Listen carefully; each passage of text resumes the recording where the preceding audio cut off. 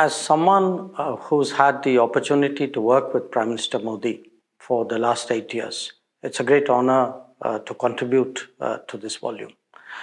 And what I have tried to do in the chapter which I have contributed is to really present my understanding of him in a set of contrasts. One is a contrast of a deeply nationalistic figure, someone who's almost driven by his desire to take India to a higher level. And the same nationalistic figure is actually very international, with an enormous curiosity about the world. So this nationalist, internationalist paradox that he represents is one part of it. The other, of course, is a leader who's very steeped in our history and culture, but who still realizes the promise of technology, who has a great belief in the power of science, who again uses one to reinforce the attractiveness and the strength of the other. So that's the second set of contrasts. The third, of course, is of a prime minister with a tremendous vision, a vision for India, for the world, but who translates that vision, who draws from the ground, who validates it every day from what is happening on the ground. So this unity of thought and action that he lives and actually uses for his policy making. And the fourth contrast is actually his way of working, where on the one hand, he develops a very detailed understanding of a situation, a challenge, a problem. So goes down to very, very deep detail.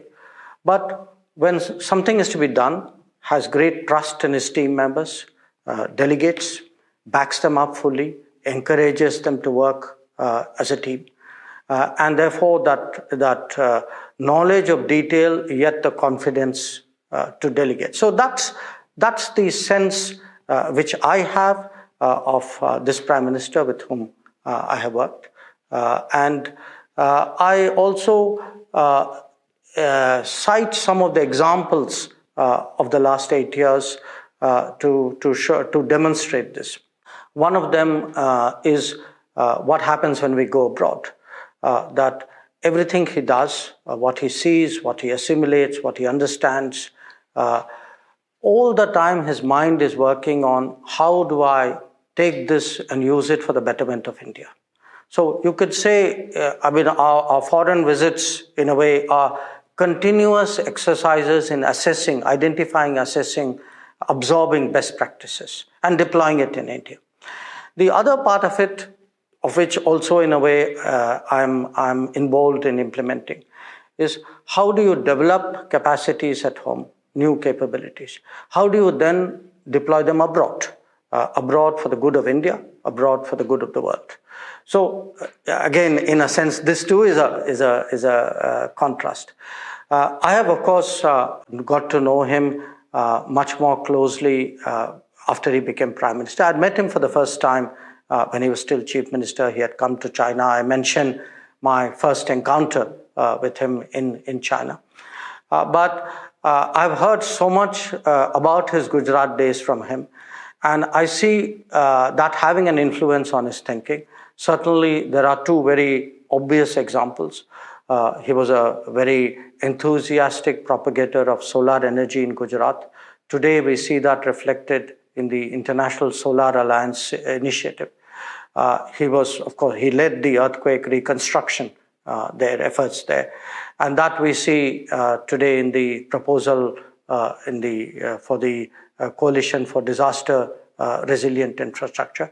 So I can, you can actually see how the CM has shaped the PM that we have.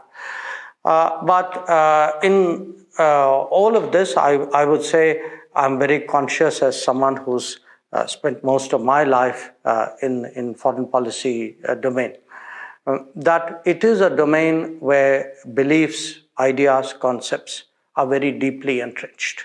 There's a very strong orthodoxy about foreign policy.